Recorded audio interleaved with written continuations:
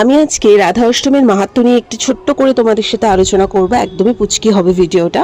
আমরা সবাই জানি 2025-এ 31শে আগস্ট রবিবার পড়ছে রাধা অষ্টমী। তো কিছুদিন আগেই আমরা জন্মাষ্টমী ধুমধাম করে সবাই পালন করলাম, বাট রাধা অষ্টমীটাও কিন্তু আমাদের সকলকেই পালন করা উচিত। আমরা সবাই জানি রাধাকৃষ্ণ এক, তাদের কোনো ভেদ নেই, এক আত্মা দুই দেহ। কৃষ্ণ মূলত লীলারস আস্বাদনের জন্যই বাম দিক থেকে রাধারানীর রূপ প্রকাশ করে। কৃষ্ণ যদি হয় শক্তিমান, তাহলে রাধারানী হলেন আহ্লাদিনী শক্তি। রাধারানীর গুরুত্ব অপরিসীম।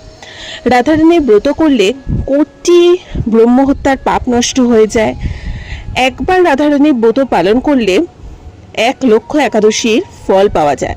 এছাড়াও আরও অনেক অনেক মাহাত্ম্য আছে। বাট আমাদের মতো ভক্তদের কিন্তু টার্গেট শুধুমাত্র ফল পাওয়ার আশায় কোনো কিছু করা না। আমরা শ্রদ্ধা, ভক্তি, ভালোবাসা থেকে রাধারানীর আরাধনা করব।